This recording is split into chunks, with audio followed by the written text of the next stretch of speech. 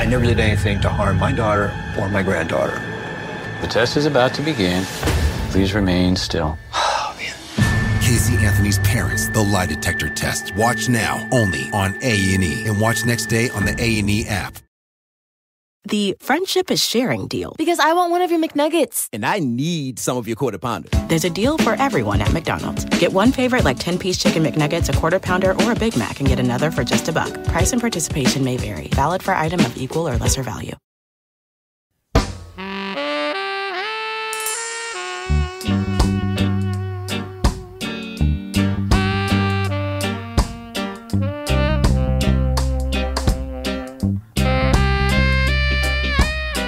I'm Rebecca Lavoie, and this is Crime Writers On, the true crime podcast review that digs into true crime, pop culture, and this week we'll talk about Wondery's new true crime podcast hit, Over My Dead Body. We'll also offer our final thoughts on the finale of True Detective Season 3. Joining me to get those things done, and maybe a little bit more, is my real-life husband and true crime co-author, former TV journalist, Kevin Flynn. Good evening, Kevin. I was just noticing how clean the floors are here in Studio C.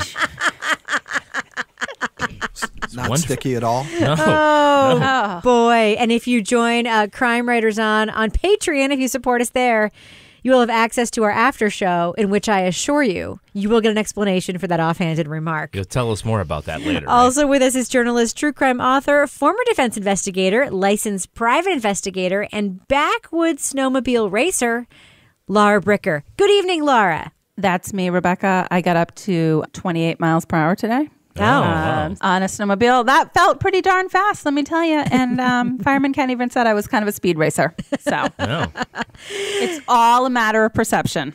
And finally with us this evening is our captain of woke cynicism, the author behind the noir novels known as the City Trilogy, our very favorite Doubting Thomas, and Patreon book club host, Toby Ball. Good evening, Toby.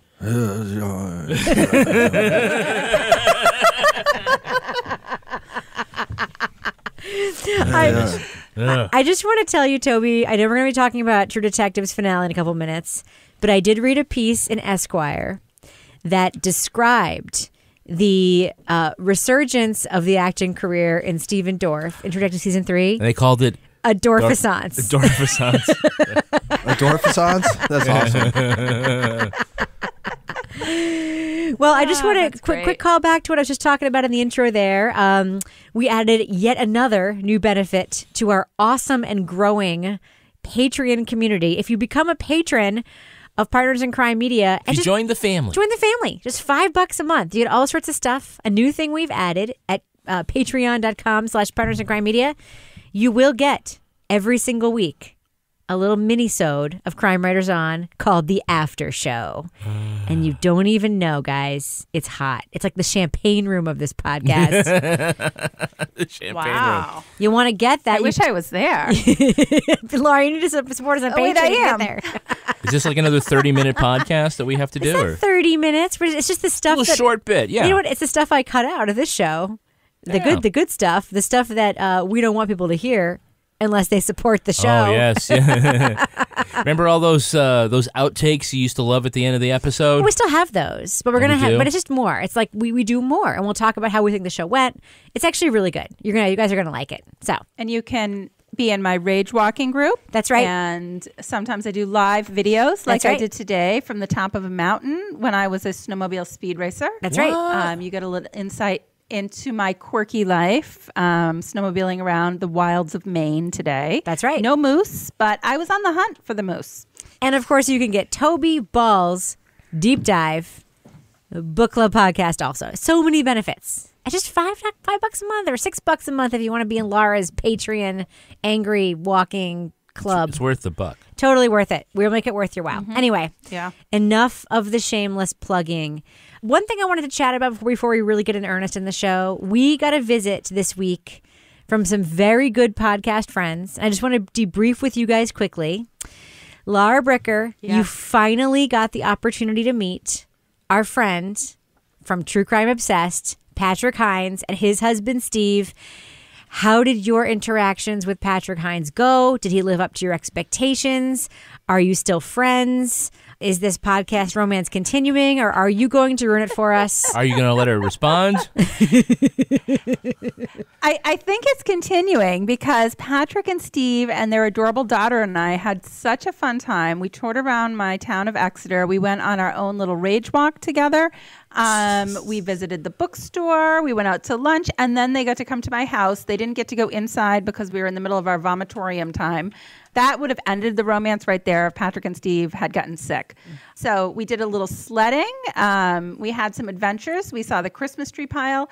It kind of felt like I was meeting my long-lost relatives, quite honestly. It kind of feels like you gave them a went tour. sledding?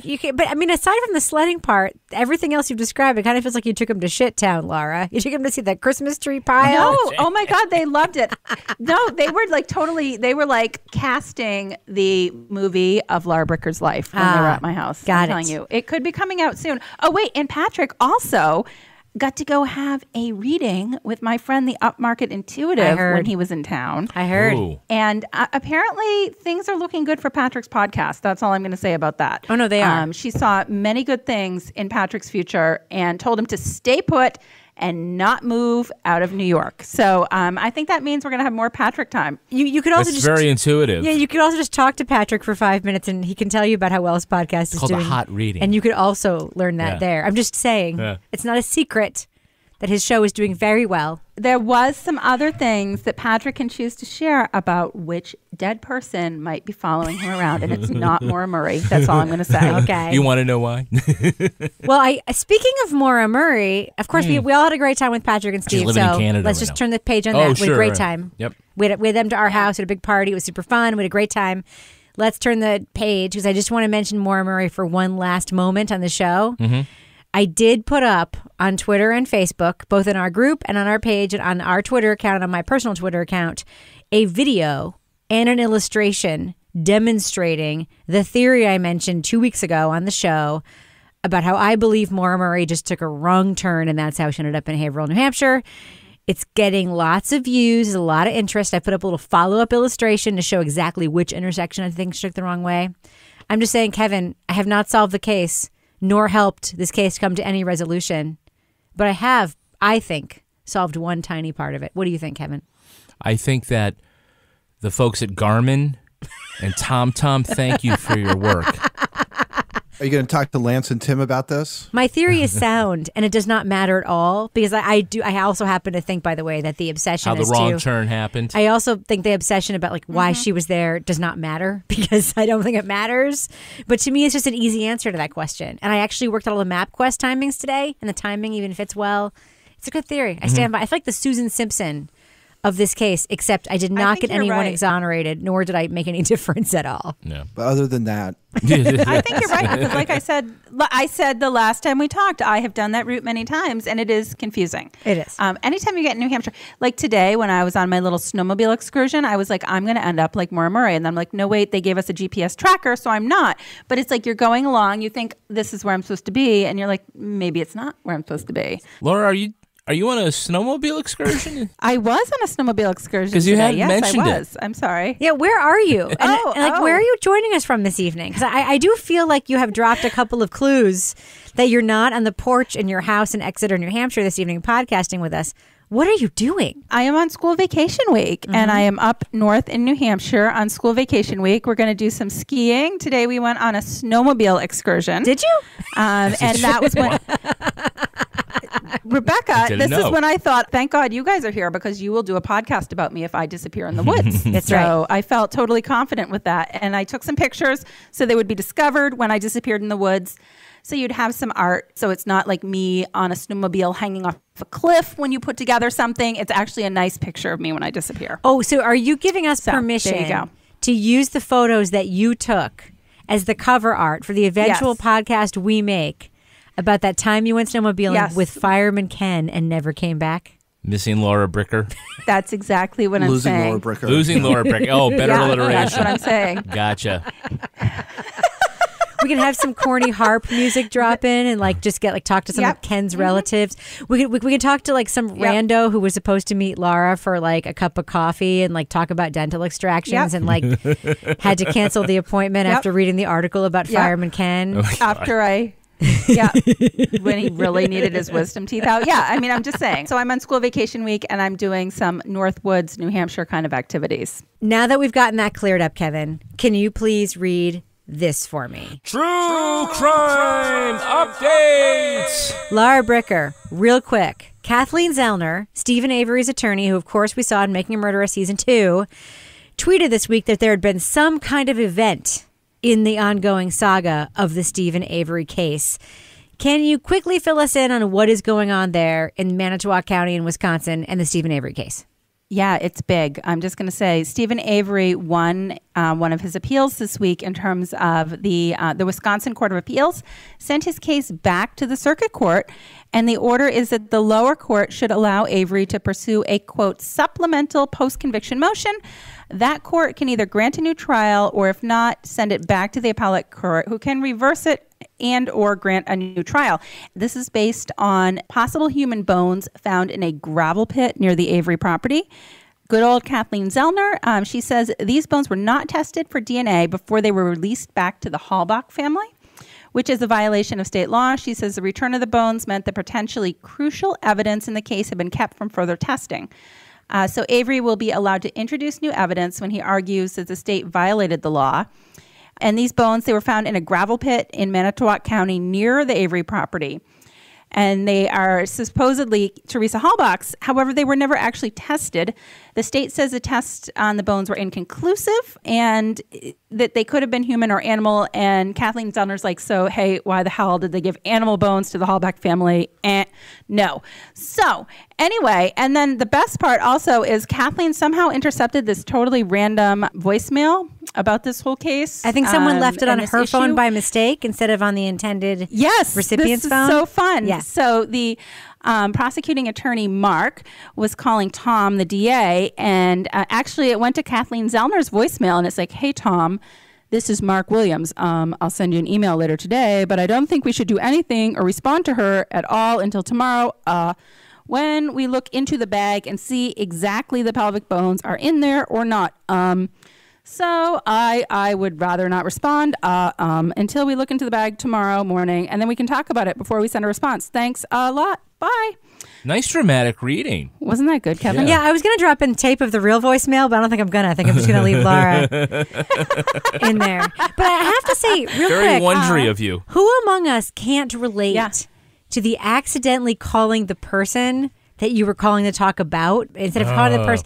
I have done text that kind messaging, of shit. Texting or what. I have done this so many times where it's like, I want to say something to my sister about my mom, and I accidentally texted to my mom, right? Like, who among us has not done some stupid shit like that? But wouldn't you think if you're a prosecutor and then you have to just sit there, because you know Kathleen Zellner has a complicated outgoing voicemail message. You know she's like, hello, I'm Kathleen Zellner. If you haven't heard, I have successfully overturned the convictions of 48 people. If you have a message for me, and it's not something that's going to help get someone exonerated, you can go fuck yourself. You know it's something like that. If you're a corrupt member of law enforcement calling to withhold evidence, press 2. Yeah. It's all kind of like a little James Bondy with like, here's my evil plan. We're not going to tell her about the bones. Yeah, so basically, I mean, they had the bones, they gave them back, they didn't test them, and she found out. So, I don't know. I mean, this, because she has a chauffeur, and that's how she found out. I don't know, but I think this is exciting.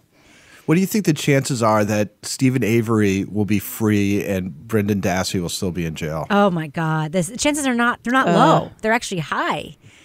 Only because of where they are in their appeals. That's right. Because Brendan's case went to the Supreme Court, and like he has to like. I don't know if they have. I don't know what they're going to argue, reason, but right? if they do, they're starting at scratch because there's nothing more they can appeal. Avery's been bouncing around sort of in the mid-level here. But if Avery gets exonerated, let's say like he gets exonerated on not on something procedural, but on like an actual innocence exoneration. Okay. Brendan Dassey's conviction is based on a theory of the crime that he was Steven Avery's accomplice. Yeah. Like, I know, but I know that's also legal like mechanisms that make that impossible, which is the thing about it that's crazy. You would like it to be when, the alpha vampire gets killed, that all of the vampires that he sired over the year are also freed. That's right. No, it doesn't work like that. Wait, it wasn't Buffy, right? That did that? I think it was True Blood where that's that right. happened. True Blood. Yes. Suki. Kevin does a very good impression of Bill from True Blood. Kevin, I will not apologize for loving you, Suki. See, Kevin, this is just another sign. You need to listen or watch, Discovery of Witches, Kevin. That's why. Kevin, right when True Blood was on, Kevin used to just randomly walk around the house as Bill, and he would be like, I will not apologize for not taking out the garbage, Rebecca.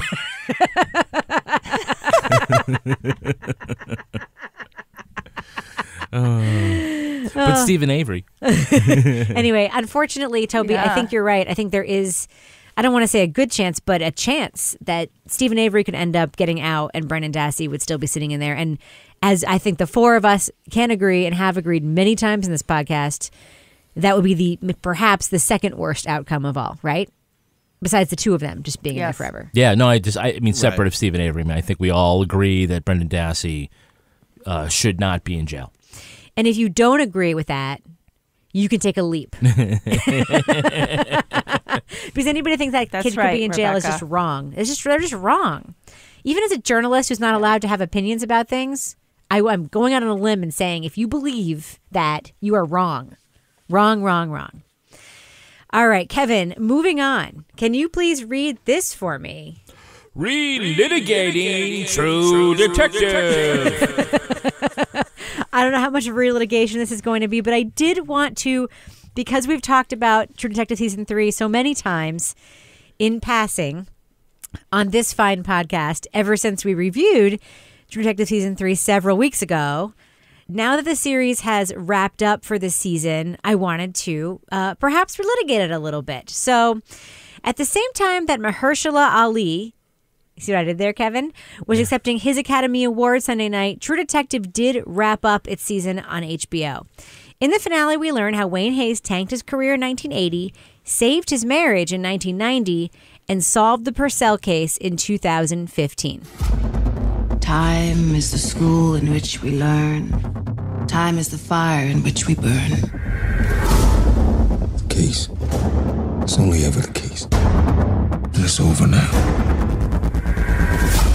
Oh, listen, time. What the hell were you doing? My God. Just tell me what happened. As fans of this podcast know already, in our initial review of this season, True Detective, Toby Ball thought it was super stupid, except for the exceptional performance of Vape pitchman Stephen Dorff. And Laura, Kevin, and I all pretty much liked it, but agreed that this series has issues overall with women, and that HBO really needs to improve the audio mixing because the show's dialogue is super hard to understand. Yep. So quick spoiler alert, we are going to be talking about the finale, how True Detective Season 3 ends. So if you haven't watched it yet, check out the show notes for this episode. We'll put a note for you, and you get to skip right to our final litigation and outcome and perhaps thumbs up, thumbs down of the finale of True Detective Season 3. I think you just spoiled it by saying he solves the case. Sorry, everybody. Well, he does solve the case, but he doesn't remember it. So, yeah. I think Wait, is that doesn't what the happened? ghost of his wife solve the case? It's true. It's true, actually. Yeah, but then nobody remembers it. So it's so annoying. Well, here's my question. Can somebody, one person, you don't have to, I don't want you to all to argue, Laura Bricker, how do you think this series ended? What do you think happened? You just said he solved the case but didn't remember it. That's not what I took away, but maybe I just wasn't watching it 100%. In terms of what do I think the conclusion was? what So I happened? think the conclusion was, well, I don't think this was, I think when you step away from it, this isn't about a crime so much as it is a character study in the three main characters. You know, you've got the two detective characters and how they evolve and how they change throughout the series. And I think that's more what we're supposed to be watching. But I want this stupid crime solved. So they throw us a bone and show us where Julie ends up and how Julie ended up there. And then they just have this sort of weird random ending where Wayne is like walking out of the jungle or into the jungle in Vietnam, and then that's the end. Yeah, that's what I saw too. So then there's like the whole theory of, was this whole show just a dream that he had while he was walking around in Vietnam? No. I think that it was him maybe. I mean, I kind of came away with thinking like, okay, maybe something happened there that we still don't know that he's sort of trying to make up for. And this case was his chance to like redeem himself. And then when he finally had the chance to redeem himself, when he finally finds her, unfortunately, the dementia kicks in again. And there we are again, back at the beginning where we don't know what's going on. I don't know. I think there's so many ways you can look at it. Toby, is that what you think happened at the end of the series? That we sort of see this scene where Julie Purcell, who we've been, kind of looking for, thinking about for this whole series, or supposed to be looking for, thinking about, goes from being a missing kid, rejecting her dad's looking for her in the next timeline, shoplifting in that store and then in one of the timelines. She was sold into a rich family. Then she ran away, and then she faked being dead with help from some nuns, and then ended up living under an assumed name in a super suburban life in which she makes cookies and gardens with her kid. Did you see that coming? Yes. I told you exactly what was going to happen when we first talked about it, because I said I get the bad feeling it's going to be ripping off Stieg Larsson and Val say McDermott. That. You and it did. The thing that will finally will break my mind is if it ends up the solution is the same thing as The Girl with the Dragon Tattoo and A Place of Execution, which is she's kidnapped to keep her from being sexually assaulted by her father. That's right. So somebody like took her away just to save her. Right, to save her, which is how Stieg Larsson stole from Val McDermott to make his big bestseller. So I was absolutely not surprised. I think it wears its influences pretty openly. I do feel like it kind of ripped off the basic, ending, the whole underlying what happened. I don't think it necessarily rips off Tree of Smoke, but I think it gets a lot of ideas from Tree of Smoke. And I don't know if you guys have read it. It's by Dennis Johnson, and it's a Vietnam novel, but it's, one of the main characters is a LRP, one of those long range patrol guys, just like Mahershala Ali. And the scene where Dorf starts hassling that guy who's 3 times his size, and then beats him up along with 5 other bikers before being taken down by 8 bikers. That's pretty much pulled from Tree of Smoke too. There's a scene that's similar to that. I almost talked myself into at one point when they showed that ridiculous scene where they show Matthew McConaughey and Woody Harrelson and the pedophile ring or whatever. And I was like, if what's really underlying season 1 and season 3 is there's this thing that's going on with these very powerful people, and it's sort of so obscured from what normal people can see that the only way that you can kind of get at it is from these really the guy who mows the lawn, which again comes up again in this one. And so I thought, well, maybe that's sort of what the theme is that you can only pick off these really sort of tangential people, and the really powerful folk get away with it.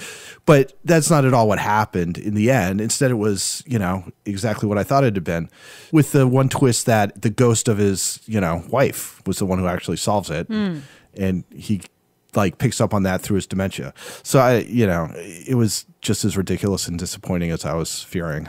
So, Kevin, at the end of True Detective Season 1, we have Matthew McConaughey and Woody Harrelson getting together and sort of with the wheelchair scene, bonding. Not my favorite, but okay. At the end of this season, what we get is they're going to be roommates now? Stephen Dorff and Mahershala Ali are going to How about I come over a couple nights a week? Only a few nights a week with the dogs, Rebecca. I know. Bring the dogs, put them out back. Really, this is an exaggerated mirror, plot-wise, of season 1 in a lot of those small ways. Toby's right. Maybe. The lawn mowing guy, the sort of reconciliation of the two partners.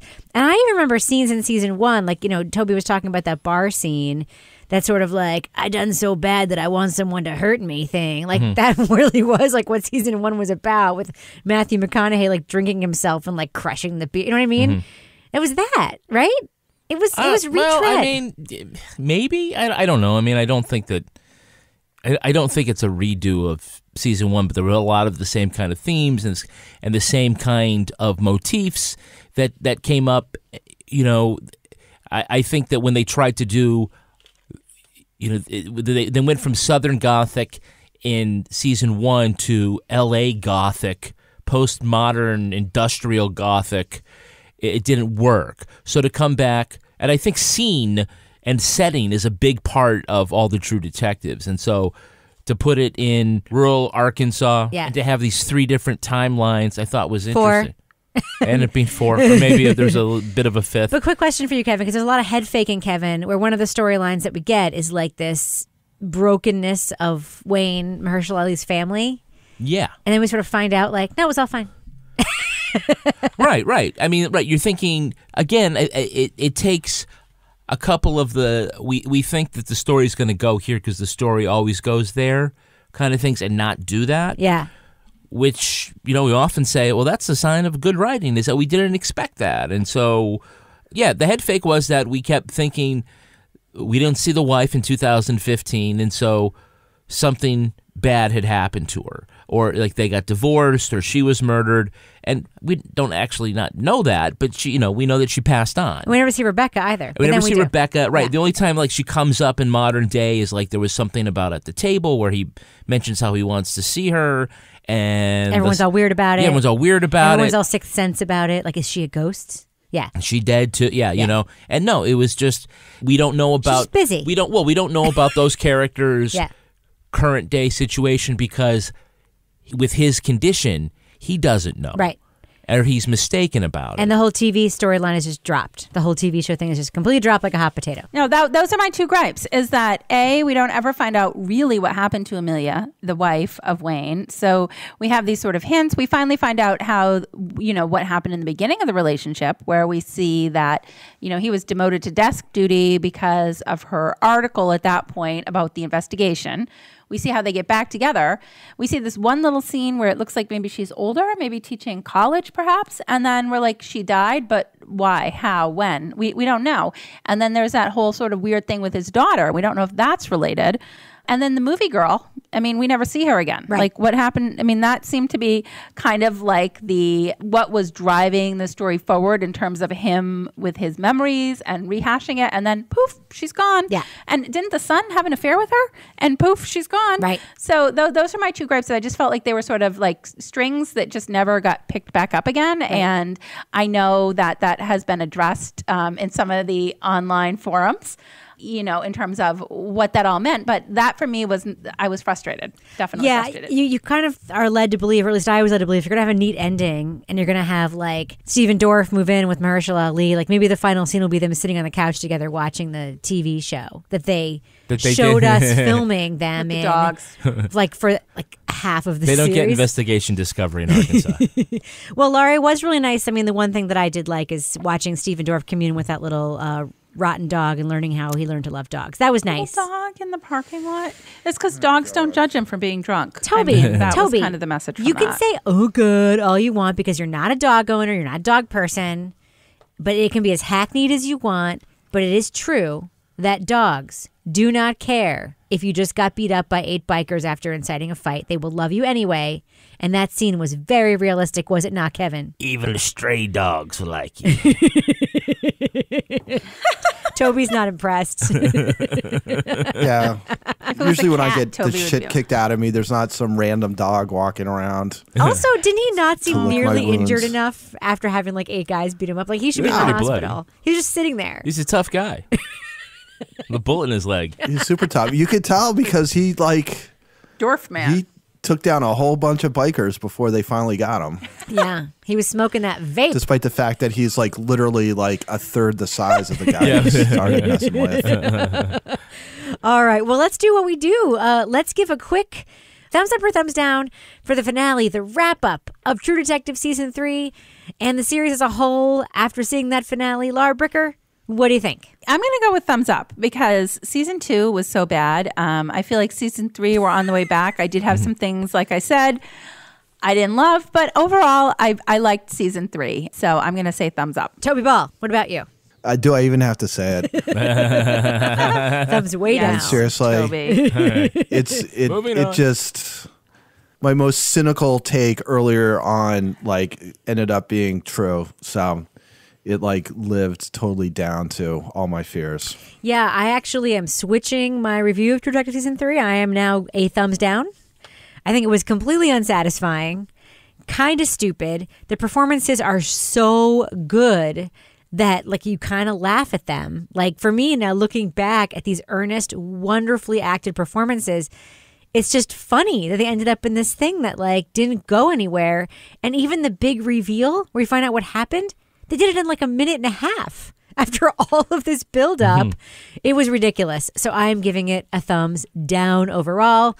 What about you, Kevin? I'm a thumbs up. I liked it. I definitely thought it was better than season 2. Maybe not as good as season 1. Is that the bar, though? That bar is pretty low on that one. But I did like the performances of Mahershala Ali and, did I say it right? Mahershala Ali. You did. Congratulations. I went a little too fast on that one. And Stephen Dorff and Carmen, I don't know how to say her last name. Ejogo? Yes. She'll be a big star, and we will all know how to say her name next year. She's British, by the way. Oh, really? Yes. Isn't it amazing? Some of the best actors. I know. You think they're all American, but they're British. Yes. You can always tell. You know how you can tell a British person? They actually speak English they're a good well. actor. They're a good actor. Dorff's American. Dorff's American, yeah. All American. Well, it's the Dorfissance. Dorfissance. Yeah. No, I think it was good, and I actually kind of enjoyed the ambiguity of the ending and the fact that this had been about, failed memories and memories in time, and that was the thing that ultimately kept the mystery from being solved was actually the faultiness of his memory. Do you ever meet someone who seems kind of off? Whether it's a creepy neighbor or random phone number that keeps calling you, Truthfinder has you covered. You can search for people by name, address, phone number, email, and more. Truthfinder can be especially helpful for running confidential background checks on anyone you're planning to meet from online dating apps. Go to truthfinder.com/podcasts for a special offer. That's truthfinder.com/podcasts to access your special offer today. I want people to understand this ordeal. It's taken a toll on both of us. Casey Anthony's parents respond after 15 years of allegations. I've gotten blamed for something I didn't do, and it tears me up inside. This can change our life. This is serious. This is their final response. The test is about to begin. Please remain still. Casey Anthony's parents, the lie detector test. Watch now, only on A&E. And watch next day on the A&E app. The friendship is sharing deal. Because I want one of your McNuggets. And I need some of your Quarter Pounder. There's a deal for everyone at McDonald's. Get one favorite like 10-piece chicken McNuggets, a Quarter Pounder, or a Big Mac and get another for just $1. Price and participation may vary. Valid for item of equal or lesser value. All right. Moving on. Wondery has unveiled its new podcast series, Over My Dead Body. Season 1 is called Tally, and it looks at a strange murder in Tallahassee, Florida. She never really addressed conflict. So if he had done something to bother her, she kind of buried it. And when things go bad, they go really bad. I think he was surprised that he didn't know his wife better. She was his everything. Well, just the look on his face like he was mad at the world. It looked like he wanted to kill somebody. Baby, you're guilty. Over My Dead Body is cut from the same cloth of many other Wondery true crime podcasts. Dirty John, Gladiator, and Dr. Death all have similar cover art, a big soundscape, and a story that is not a cookie-cutter crime take. It's a little bit like the Wonder Bread of podcast networks, maybe? The Wonder Bread. But does Over My Dead Body share more with those binge-worthy hits than it does with the other all-too-common crime podcasts? Now, we are going to be talking about plot points for Over My Dead Body, so to remain spoiler-free on this case and this podcast, go to the time code listed in our show notes to hear our thumbs up or thumbs down review. Okay, so I teased it a little bit the lead there. We've reviewed several Wondery true crime podcasts on this show. Mm-hmm. I believe I have said things like Wondery's podcasts are a little bit like the processed food of podcasts. They sort of have a specific sound, a specific formula to them. Am I the only one who thinks that this is a very good example of that sort of Wonder Bread processed food podcast product that we are getting from this network? Toby, what do you think? I think I used the term vanilla. It's just vanilla's a good flavor, though. It's weird. Like when I was done with it, I was like, "What the hell are we going to talk about?" All right, and thus ends another episode of Crime Writers On. Okay, and now for your favorite part of the podcast, really disturbing stuff about vanilla recently. And I don't even want to go down that road. Do you guys know about this vanilla thing? No, but that's not for today, Laura. That's for another time. Jesus, Laura, focus. Maybe for the after show. The beavers? Okay, move on. Oh my God. Go ahead, Toby. You were if that's saying. not an advertisement for the Patreon, I don't know what it is. So vanilla, you think the podcast is vanilla and you don't think there's anything to talk about. Is that because of the production style? Because of the way the story is told? Like, why do you think that? Well, and maybe we'll get into this a little bit more. I think there's a lot there to work with, but I think it's just sort of told in a way that sort of drains most of the interest out of it, I guess. I mean, it's just, there's just a variety of things. And one of them is like, I kind of feel like the tone is a little weird.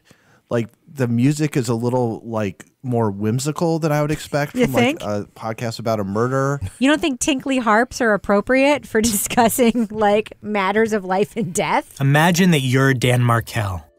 You're on a short business trip to New York. You get a call from your wife. She tells you she's leaving you. You cut your trip short. You're sure you can still convince her to reconsider. Well, you know, to each his own. And just the way he, especially in the first couple episodes, the way the narrator is talking, I was just like, is somebody actually going to die in this? Because he just seems to think this is all kind of like, you know, kind of cute and making like little remarks and stuff. Really attractive young lady stops me and she says, "I recognize you from my fiance's Friendster page." Yeah, Friendster. This was the 2000s. It was like I just kind of felt like they had some stuff that they could work with, and it wasn't put together with much imagination. Yeah, so this is my point, and Kevin, I'd love you just to respond to this and tell me if you think I'm crazy. Now, I know that like the sort of business model of Wondery is like Hernan Lopez, who founded Wondery, smart guy. They just had a 50 million download month, like their biggest download month in the history of the network. Like they're doing really well. I think one of the reasons they're doing well is because they basically do the same thing over and over and over again. And I'm not talking about stories like, I think Gladiator was a little different because that was a collaboration with another reporting team. I'm talking about stories like this, these sort of one-off, the here's what happened stories. Like, okay, here's what we're going to do. We're going to have sort of the reporter do the thing, but first we have to build an image around it. We have to get our music package, same beds like, to use in different parts of the podcast. We got a cool theme song. We got the art. We got to get like, what is it going to be? How many episodes is it going to? It feels like the strategy and the package is built, and then the content is just like shoved in there. And it does sort of have. I mean, I would know a Wondery podcast if I heard it. If I didn't know it was a Wondery podcast. Okay. Well, you know what it is this story is absolutely a freaking nuts story. I remember when this story broke because you guys probably do the same thing, Kevin, Rebecca. You keep tabs of true crime stories and you're like, that's a story that would be a good book. And when this story came out in the media a few years ago, I flagged it. I think I maybe set up a Google alert. Like, that's a story that will make a good book. You've got lifestyles of the rich and famous. You've got a murder for hire. You've got a potential affair. You've got like this like kind of Florida setting down in Miami where the relative, it was a good, interesting story. And then the first 3 episodes are like the 1990s true crime book where we start with when they first met. Blah, like blah, boring, Discovery ID show, right? Yeah. And it was just so drawn out. And then even when someone dies, you're like, oh, we don't even know which one got killed yet. And so finally, I'm like, when I finally figured out the story that this was, I was like, oh, that's a case that I followed. But the first 2 episodes, I didn't have a freaking clue because it was like so fucking boring. Yeah. And then once you hit like the 4th and 5th episode, and we've got the maestro, and you've got his girlfriend who set it up, and she's getting a boob job, and there's all this crazy shit, and like and then it just, there was so much to work with. And the thing was, they had so much material given to them. I mean, I didn't realize until the 5th episode that actually these recordings were not dramatic reenactments. They actually had wiretap calls. Right. Yeah. Like, that is something they could have just started off with a bang and told this story in a completely different format, but they just dragged it out in such a way that by the time all that interesting stuff happens, you probably have lost half the people. That's right. They don't tell us until episode 5 that what we've been hearing the whole time are recorded phone calls that are recorded by law enforcement. The host does not orient us in any way to the material. He doesn't say until like episode 4 the whole reason why he's writing and is interested in this story. We have the brother of the guy they're implicating in the podcast, Rob. Charlie's brother, Rob, is getting interviewed for the podcast, but they never give any context about why it is that one of the Adelson kids would be talking about this in a podcast. They never say, like, I don't know, has he split with a family? Does he think his brother's... He never say. It's just like this matter-of-fact thing where, like, super close family. Meanwhile, here's one of the kids in the family talking about the family and just talking about it super matter-of-factly. Like, the context isn't there. The depth isn't there. It's like it was a package that was built, and then all the pieces were just shoved in and not put together in a new way, because this works for them. I will say one thing for Wondery. It works. This podcast is being downloaded right now as we record this by millions of people who are listening to it. So, like, should they invest more creative energy? What do you think, Kevin? Well, I don't know if they feel like they're cutting a corner. I think they feel like they're, taking the material that they have and doing it in a way that has worked for them in the past. I mean, I certainly think that when I look back at the books I've written, I think that, some were better than others. I don't think it means that the ones that, when I look back on that aren't as good, were the ones that I didn't try hard on. I just feel like sometimes when you're dealing with art, some things are better than others. And I feel like, at least for what I've heard, all but one episode remaining in this series, that, there are other ways that it could have been structured. And I think if they were leaning too hard on the rest of the Wondery formula, that it might not have been best served by this kind of podcast. What's the host name of the show, Kevin? I don't know. His name's Matt. Just FYI. Matt, that's right. Yeah. Matt, okay. Kevin, do you think the music in the show is stupid? Yes or no? I'm sorry. I'm only trying to pin you down only because I feel like the things that really stick out to me is like, oh my God, like, why this choice? Why? I'm curious that you didn't hear those things too, because usually you hear what I hear and I don't feel like we're on the same page. I just feel like it's unremarkable. Okay. So like vanilla. Except like vanilla. You actually like vanilla. Yeah. One of the things that let's just talk about the story and like what is here now that we've beaten the dead horse on the style of it. This is a case where a bad divorce led to potentially a murder that involves lots of colorful characters who like to pretend they're more sort of colorful than they are, perhaps. It reminds me a whole lot of one of the books that we wrote, Kevin, does it not? Which one are you talking about? Legally Dead. Oh, yeah. Sort of had a lot of those elements of like the motions after motions in court and how like a horrible divorce can drive one to think about it murder. Was lawyers. Yeah. Lawyers are the worst clients. We know that, yeah. Yeah, no, I totally agree with you, Rebecca, because in that case, I mean, the same thing. You had this lawyer that was trying to use that background to kind of work the system to his advantage in the divorce case. And in the case that you guys wrote about, that worked for a long time. And people didn't believe her, unfortunately, and in this case, it wasn't. I think it was a little more equally split in this podcast in terms of Wendy and Dan, but it's that same sort of vibe in terms of the person coming in with that background and thinking that they are going to walk away victorious with the upper hand because of that background. One of the things that I thought was kind of interesting is, it certainly was, it's a spoiler to say who the victim is, because you don't find out until the second episode. And so that is, I know that is a conscious choice that they made, that they could have started right with, body on the floor, but they wanted to set the groundwork for the relationship between Dan and Wendy. And I was thinking, through the first 2 episodes, that without knowing anything about the real case, that Wendy is going to be the victim. Because this is, again, kind of how it always is. It's like, the guy's like really, he's a difficult person. He doesn't see that the relationship is falling apart. And I was like, okay, well, he's delusional. Yeah, I'm like, okay, this is going to be a short story. He doesn't want to go to a cemetery only because he feels like he shouldn't have to. Yeah, all these. He sort of He didn't read her novel, for God's sake. Well, to be real, though, when you hear about the novel, would you have wanted to read that stupid novel? Not going to lie. Yeah, but as far as, as a choice, that is an interesting choice. If I like pick it up and drop it in the middle of a true crime book, usually you know sooner what's going on, or you have an inkling of which way it's supposed to go.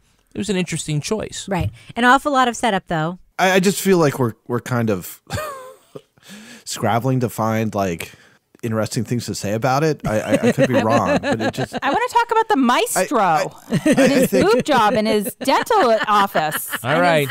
Vanity plate. I love that guy. He owns multiple properties in Miami and drives a Ferrari. His nickname is the Maestro. He had a license. To himself. Yeah, he gave himself the nickname the Maestro. His friends refer to him as the Maestro. He has a license plate that says Maestro. I think it says a lot when you unironically name yourself the Maestro. Yeah, he's got a vanity license plate that says Maestro. He's also got a concealed carry permit. He keeps a gun under the seat of his car. I also want to talk about the fact that usually we have cops doing, like, when we listen to podcasts, not satisfactory jobs. And when you listen to what the police officers did in this case, and like this elaborate like sting that they did to catch these people, they did they had, like, all along you're thinking, oh, this is just one of the counterparts of these people out on the street trying to solicit Charlie's mom for some money. But it was an FBI agent. That's right. I mean, it was some pretty good. I loved the investigation part, but that was like, I wanted more of that because that was really interesting to me. It doesn't seem like the series like really takes off until episode 5. Which is the penultimate episode. Yeah. You find out some of this shit that's been going on is actually the cops trying to, like, because they have figured it out. I mean, that DA lady totally has it figured out. She's like, Charlie's mom decided that, I mean, granted, just like David Latt, hero friend lawyer David Latt says in episode 1 of this podcast, in one of the greatest moments in the history of true crime podcasting, he says, I know how libel law works, and I'm not willing to say. Somebody finally showed some restraint. Somebody finally said that, even though, by the way, he was writing about the murder on his law blog, which is super weird. Can you imagine, like, Colin Miller letting his law blog get taken over by, like, some person he knows, like their divorce case? Like Bob Blah Blah? Bob Blah Blah. Blah, blah, blah. How about the fact that we get to hear somebody else's podcast in this podcast? It's true. Yeah. Yeah. So I do also, think. I didn't know boob jobs were that cheap. I mean, I'm in Miami. Come on. I was like, wow. Like, got a boob job on every 8,000? corner. I thought it would be more than that. Every 7-Eleven's got a boob job place. Yeah, but not from Dr. Boober. Laura Bricker. So, like, you have to know, like, where you are and, like, based on what people do there, like, the economy changes. So in New York, you can get a really great pedicure for $15. In New Hampshire, it's $60. Yep. Like, there's an economy. Not a lot of people here do that. So it's like supply and demand. Okay. So it's like legalized marijuana in Colorado is cheap now. So boob jobs in Miami are cheap now. And in some places in the country, like, boob reductions are all the thing. And it just sort of, it all balances out in the end. Okay. What are we going to say, Toby? Just as we've been talking, I've just been thinking, like, it would have just been so easy to, I mean, even just off the top of my head, like, start with, when Wendy finds out that what's-his-face was killed, and then her reaction. Do you remember his name? Dan. The victim, Dan. Yeah. His name is Dan Markel. Yeah, Dan. Yeah, that was great tape. Dan Markel. Dan. And then I think you can start from there, and then it's just like, what the hell's, and that seems like a pretty typical, like, not weird thing for an ex-wife to be super upset that her ex-husband was murdered. And then you can kind of, from that, start to explore these different threads of the story. Right. But the way they did it just seemed to, I don't know. Her reaction seems sincere, it was so right? unimaginative. Yeah, no, I don't think she know that Charlie did it. The podcast, or even that Dan was dead. Listen, the podcast in no way implicates her, and I do think that the family plot, it seems very likely, was outside of her sphere. Right. Yeah. I do have to say though, there is one thing that I would never say if somebody were to ever say to me that somebody that I knew had been murdered. The one thing I would never say to police that sounds super weird on tape is, oh, he had so many people who didn't like him. It could have been any of them. That is a suspicious sounding fucking thing to say, even if it's totally sincere. Because it immediately sounds like you're trying to say, look over there. Right, exactly. You better cast a wide net, dude. It's not Unless just it's me. true. Well, it sounds like in this case, that whole, see, this is what's frustrating. There were interesting sidelines. We hear about Dan Markel's work with the Orthodox Jewish mafia in New York, which is great, by the way. That was crazy. There's an awesome This American Life episode about that I highly recommend people look up and listen to. It's sort of these divorces in these communities. What was the name of that guy again? The Prod Father. The Prod Father, yes. The cattle prod. The Prod Father, that was it. Yeah. You have that storyline. That was so fascinating. You have that. You have sort of the whole. By the way, I don't know anything about Tallahassee, but I don't think it's super bad place, right? They make it sound like it's not living. It's not Miami, is what they're saying. Yeah. Rob, the older brother, lives in Albany, which I can say from personal experience is a super shitty place.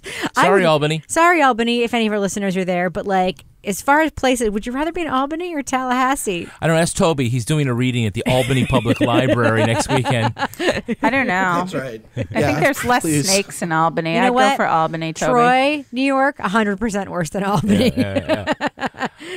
As far as this case goes, it feels like it's got 6 episodes worth of material, not 10. And so 6 episodes seems to be about right. And it seems to be that all of the... And I just feel like it's arranged in a way that doesn't let the story go. You could have 50 podcasters in here and ask them, how should this start? And, if you give them all the same material, and they'll come up with 50 different ways. And maybe somebody says, you don't, you do the shooting, right off the top, or you start with the tape, or you do what they did, and we don't even know somebody dies until an hour into this whole thing. But you know what's disingenuous? But I just don't feel like the choices made here make this feel binge-worthy. Right. That people say, oh, I'm binging on this completely. And I'm like, oh, all right. Well, I don't get that. What's disingenuous is, so for instance, we hear a super interesting, a lot of great tape in here, especially because the police did all this phone tapping. There's a phone call between Charlie, who... I'm sorry, I know he has not been charged, but the podcast points to him completely orchestrating this thing. And his mom, right after he meets with the ex-girlfriend who was the girlfriend of one of the shooters, and meets with her and then calls his mom, and they have a call which 100% sounds like they're in on it together. And the mom is saying we were going to take care of this? I thought we were going to take care of this. And you're like, there's no way. And then the podcast does this dumb thing where it's well, it sure sounds like maybe they're talking in code. Or the podcast just doesn't some wink like there's any doubt. Bonsai, potbelly pig. Yes. By the time you've played that tape, guys, we get it. Don't pretend like it's ambiguous. You've tried to take us in this journey where this is supposed to be a surprise. You surprise us with it. And then there's this backpedaling thing well, perhaps Donna knew more about this than we. It's no, duh. We're with you. You don't have to do the exposition. You know what I mean? Yeah. It's cheap. There's a cheapness to it. I don't know. It reminds me of the worst of Investigation Discovery, frankly, is kind of what it reminds me of. I don't think it's that bad. No, I think they're trying to, I think they're trying to be careful legally because she hasn't been charged and Charlie hasn't been charged, and they have to it's cover your asses. They can't come right out, even though we can hear it and be these people are totally orchestrating this. They can't really come out, these people might, who knows? They could be next. The podcasters could have the hit put out on them. I don't know. Right. They have to be careful, I guess. Because Dirty John and Aaron Hernandez are already dead. Right. And Dr. Death is in jail. And so it certainly gives them some editorial freedom and flexibility. But here's a case too, right, where it's essentially unsolved. Well, one quick question about one of the sources in this podcast. In episode 5, we hear from a guy whose only purpose in this podcast I love this guy. is that he had a dentist appointment with Charlie. Uh-huh. By the way, the fact that the dental office is called an institute is fucking hilarious to me. Yeah. Like, who calls their company an institute? We're going to be the podcast institute from now on. Anyway, he had a dentist appointment to get his wisdom teeth out, and then he read the paper and was like, my periodontist is involved in a murder. So he scheduled an appointment to have them removed. Literally the night before, he caught an article online about Katie's arrest. Just gave a brief mention of the person having an affiliation, a woman that was being arrested having an affiliation with the Dr. Adelson. Okay, well, that's strange. Adelson doesn't seem like a common name, and that just happens to be my name of my dentist, a doctor in South Florida. So that caused me to Google more information about the case. He told his wife, Pat, what he'd found online, and she was just as shocked. And then he was like, yeah, but I don't really know. I mean, I would still go there to get my teeth out. And then he says something like, well, before you contacted me to be in this podcast, blah, blah, blah. I'm like, why did they contact him to be in this podcast? Yeah. What we Why? really need is a patient. What we really need is somebody who had an appointment and wasn't able to make that appointment because they read a newspaper article. That name? Did they? We need someone to go undercover. It kind of feels like some producer was like, oh, one of my Facebook friends, I think that was his dentist. We should talk to that guy. Yeah. Yeah. So what is this But like I feel with your bad. gums? I mean, because this happened in 2016 or something, and he Yeah. still hasn't got his wisdom teeth Oh, out. my God. I'm feeling kind of bad for Is his him. name Freddie? I mean, That's brutal. Richard? I know. I don't know. What was his name? I The waited guy- to get my wisdom teeth out, and you can have nerve damage if you wait too long. He needs to get his teeth out. So the point is, he's using an assumed name to protect his safety. Yes, but his wife is And- Pat. And his wife is Pat. Which did you say? Maybe they made that name up too. But he's like, I suddenly fear the person who's going to be putting their hands in my mouth. But you totally give so much information, they completely know who it is.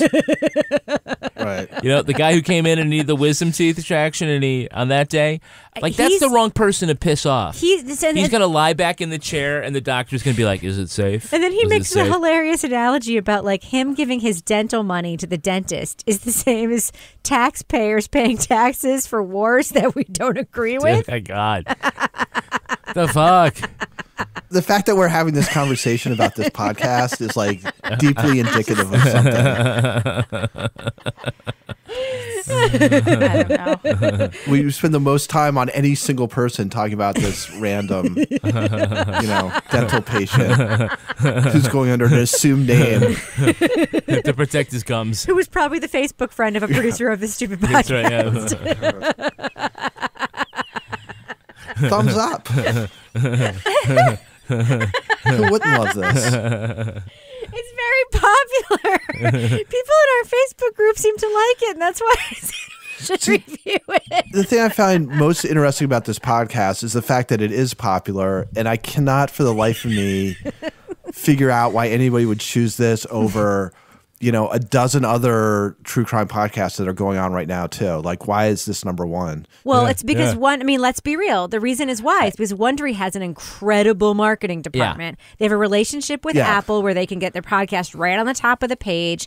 They are selling these shows before they launch with millions of dollars worth of ads in them. I guarantee every single true crime story we get from Wondery already has a movie deal in place or a television development deal. Like, this is a machine. This place is a machine. They are very successful. I am not shitting on their business model. I'm just saying they do not make good podcasts. Except for Gladiator was very good. Like the podcast where they partner have with made people. good podcasts now. Come on. They've also hosted good podcasts. Like The Accused was hosted on Wondery. Like as a production company. Dirty John was a good podcast. Dirty John was an okay podcast with a fantastic story, is what it was. But it was really just two ways with family members. It was not a, quote, great podcast. Let's be real. Well, this is a good story. If they told it in a different way. I mean, this is a really bonkers and bananas in Rebecca language story. They just started it in the wrong place. Well, let's do what we do. Let's do a little round robin, shall we? And for our listeners who have fast forwarded to this point, I invite you after you've listened to Over My Dead Body and Judge for Yourself, you should go back and listen to our very thorough, detailed, and point-by-point review of this podcast. We really do an excellent job breaking down the journalism. There's a lot there. Laura Bricker, what do you think of Over My Dead Body Season 1? Tally, thumbs up or thumbs down? I'm going thumbs sideways. Sorry, Patrick. Because this story and this particular murder case is a fascinating case. And I definitely wanted to know more about this case. And we've got access to things like wiretap phone calls between the main characters. You've got, access to some of the family members. Episodes 4 and 5, I really liked. Episodes 1, 2, and 3, not so much. So, it's an interesting story. If you want to know more about this story, you can kind of speed up the first 3 episodes and then get to 4 and 5. That's where things really get interesting, is episodes 4 and 5, where they actually get past kind of the boring, what I call backstory part of this. And you actually realize that they've got some pretty interesting tape of the main characters in this story. You're basically eavesdropping on them, which is like my fantasy all the time to eavesdrop on people. So I did enjoy that part of the podcast. Joey Ball, what about you? Thumbs up or thumbs down for Over My Dead Body, Season 1, Tally. Thoughts? This is a 2 thumbs down podcast for me. Yeah, I just, it's not like a huge thumbs down because it's just like totally inoffensive but it's, I just don't know why you would choose this over like a whole bunch of other things that are more interesting. Yeah, I'm also a thumbs down. I just can't. And I actually don't even agree that this case is super interesting. I think this is a case of a shitty, rich family. I don't want to say they're all shitty. I'm sure some of them are lovely people.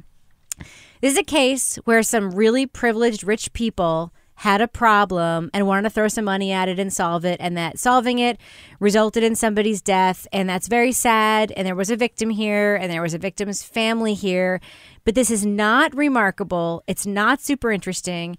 It's about not so great white people acting badly and then bad things happening, and I feel like that is the basis of so many mainstream investigation discovery 2020 48 hours true crime stories. I don't find this particularly compelling. I don't think it holds up to 5 episodes, and it's so poorly put together and poorly written and hackneyed, and the music is dumb, and I just can't. I'm a big thumbs down on this podcast. What about you, Kevin? I'm a very tepid thumbs up. I mean, I feel like there's nothing wrong with the journalism. I think most of my problems with it have to do with taste as opposed to structural deficiencies with the story. It's an interesting story. I think I'm going to it's one more episode to go, so I probably will stick around, check it out because I'm kind of interested in what happens. But I don't know, it just something about it just isn't clicking. I don't find it a draw in the way some other true crime podcasts are. So I think it's okay. It's like you said, it's vanilla, and shouldn't be on anyone's top 10 list. But it'll be there though. I guarantee it'll be on some top 10 lists because Wondery has that power. They do. Now who's the conspiracy theorist? Oh please, you know how that works. I don't. If I did, I would give them a call. It was okay for a road trip when I listened to it because I was half listening, half driving. I was kind of like, okay, So I agree with you, Kevin. Do you ever meet someone who seems kind of off? Whether it's a creepy neighbor or random phone number that keeps calling you, Truthfinder has you covered. You can search for people by name, address, phone number, email, and more. Truthfinder can be especially helpful for running confidential background checks on anyone you're planning to meet from online dating apps. Go to truthfinder.com/podcasts for a special offer. That's truthfinder.com/podcasts to access your special offer today. I never did anything to harm my daughter or my granddaughter. The test is about to begin. Please remain still. Casey Anthony's Parents, the lie detector test. Watch now, only on A&E. And watch next day on the A&E app. The friendship is sharing deal. Because I want one of your McNuggets. And I need some of your Quarter Pounder. There's a deal for everyone at McDonald's. Get one favorite like 10-piece chicken McNuggets, a Quarter Pounder, or a Big Mac, and get another for just $1. Price and participation may vary. Valid for item of equal or lesser value. Now it's time for my favorite part of the podcast, a little something I like to call the crime of the week. The scene of the crime, a Chinese restaurant in Huntsville, Alabama. The motive? Seafood. 2 people are under arrest after a melee broke out at the Meteor Buffet. Patrons had to wait for 10 minutes for the staff to replenish the supply of the juicy crustaceans. It seems diners couldn't wait for all that buttery Alaskan king crab and snow crab goodness. Once the legs came out, so did the claws. People were cutting the line, taking more than what would be considered an appropriate portion in polite society. A fight broke out, and we're not making this up. People began fencing with buffet tongs like they were swords. Plates were shattered. Food was spilled. Friendships were lost. An old man got a laceration on his bald head. Fortunately, an off-duty police officer was there to break it all up. Here you go, panel. It's a good thing this law enforcement official was on the scene to restore the peace. What could have happened if this food fight had been allowed to continue? Laura Bricker, what do you think? I think there might have been some anaphylactic shock if somebody got in there that, got in the melee and the crab claws came out. I mean, I don't know. I mean, I don't think I would do this for the crab claws. I might do this for the scones at the store up the street from me. Right. But yeah, I mean, who knows where this could have gone? I definitely think the crab claws would have come into it.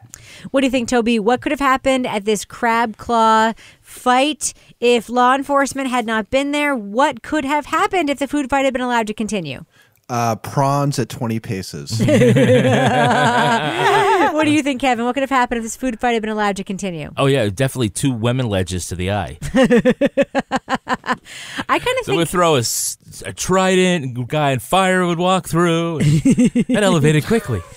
All right, Laura Bricker, before we wrap up the show this week, do we have a cat of the week this week? We do. It comes from one of our regular listeners, Wendy. I know she's always tweeting at me about cats, and she sent us a nice email about her cat, Quidditch. He first has a great name, and second, he's almost 21 years old. Wow. Best guess. He could be older than that. He could be the world's oldest cat. 20 years ago, he was picked up by the local police after being hit by a car, brought to the Humane Society. She happened to be a volunteer. He was dirty. He had no microchip. They didn't know how old he was. They said they would assess him, and if injuries were too great, he was going to have to be put to sleep. However, Wendy's partner had just told her earlier that day she made $5,000 in the market. I'm assuming that's stock market. So Wendy said, hey, guess what? We're going to save this cat. And guess what? $6,000 later, Quidditch was patched up. They had to amputate his front leg, making him a tripod. They also had to chop off the ball of his femur. Oh, my Lord. Wow. Anyway, he's a wonderful cat, super affectionate. He likes to eat Greek yogurt, and he is very cute. They sent me lots of pictures. It reminded me, I just have been watching this show on Netflix. I don't know if anyone else has seen this. It's probably not in this crowd. Kitten Rescuers. Nope. I knew... Toby, oh my God, it's the best show. It combines everything I love. Have you? It's the British rescue show, Toby. I know you. Oh no, it's the best. And it's like British cat rescue, and I love it. But they just amputated a leg on that show as well. So nice job, Quidditch, and that's why you win this week. I just have a follow-up question. This cat was rescued 20 years ago with a $6,000 vet bill. What would that be like in today's vet bill dollars? That would be like $20,000. $18,000. It's bananas. Good for you. They charged him extra. After this is the part they charged them extra because they had to neuter him. Hey, we neutered him. So even though how come they didn't name this cat Lucky? Wait, so this cat owner is Wendy? This isn't like an Adelson, is it? It's not like Wendy Adelson and her rich family, is it? No, this isn't. No, this is Wendy. I feel like she lives somewhere. I want to say she lives somewhere near like Missouri. I know she's tweeted at me a lot. Wendy's one of our regular Twitter followers. Well, why don't we take this to the after show? Some lovely pictures. Well, Wendy is doing God's work because anybody who would spend $6,000 in $1999 on a cat they didn't even know is a saint. So good for you, Wendy. All right. Laura Bricker, people want to send you online on Twitter, perhaps, the stories of their very, very old-ass pets. To be cat/dog/iguana. They can be young, too, of the week. How can they find you on Twitter? At Laura Bricker. And Tony Ball, people want to reach out to you and get more of your amazing impression of the dialogue on True Detective. How can they find you on Twitter? You know what they can do is listen to Stealing Nixon's Millions podcast. Okay. And then tell me how much they like it at Toby Ball NH. And Kevin, if people want to reach out to you and just say hi, how can they find you online? I'm at Bona. Get the after show, patreon.com/partnersincrime media, and you will have some context. And if you want to follow me on Twitter or Instagram, you can find me at Reb Lavoie. You can also follow the show on Twitter at Crime Writers On. And I encourage you strenuously to join the amazing interactive community on our official Crime Writers On Facebook discussion group. Our theme song was performed by the New York Ska Jazz Ensemble and used with permission. This show was recorded in the Yoga Loft above the Bodega in Bay St. Louis, Mississippi studio, otherwise known as Studio C, the closet in our basement that's actually an institute where we perform wisdom tooth extractions every single day. On behalf of all the crime writers, thanks for listening. We will catch you later. Can I get access to Patreon without signing up, by the way? No. Yes, you can. Yes, you can. You have to support us at the $20 level. I will. Like, I'll sign up Fireman Ken to support us. No. Or I can just, you can sign up and I can just give you the $5 back every month. Well, there you go. You know, I think that would be the way to do it, helps us because out. then you would be able to get the experience of what it's like for people who are outside. Isn't that like That's what I need unethical to to get. have straw members? No, we're not Mike Boudet. Is that really how it's pronounced? So apparently, you know, we pronounced it like the New Hampshire way, which would be Baudet, because that's how Right. everybody, because Baudet? people Yeah. in New Hampshire don't give a shit Yeah. about their actual French pronunciations. It is boudet. But in When you're a French, douchebag, it would Toby. be Baudet, not Boudet. Baudet? In French, it would be Baudet. So he has this weird. This really feels like a bidet to me. He has this weird mangled pronunciation, Boudet, which people pointed John out to me David Boudet. on Twitter. And then somebody was like, you could have figured that out in like 2 seconds. He says his name at the beginning of every Sword and Scale episode. And then I was like, but then I would have to listen to 1 minute of a Sword and Scale episode, which I will not do. That's a download. Yes. And to be honest, you did watch all of True Detective and you still don't know how to Mahershala say Ali. Mahershala Ali. Oh, I can say it now. And by the way, Mahershala? Mike Boudet is no Mahershala Ali. No.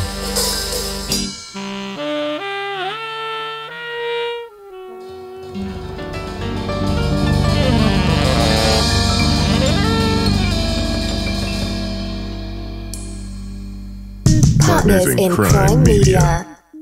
The friendship is sharing deal. Because I want one of your McNuggets. And I need some of your Quarter Pounder. There's a deal for everyone at McDonald's. Get one favorite like 10-piece chicken McNuggets, a Quarter Pounder, or a Big Mac, and get another for just $1. Price and participation may vary. Valid for item of equal or lesser value.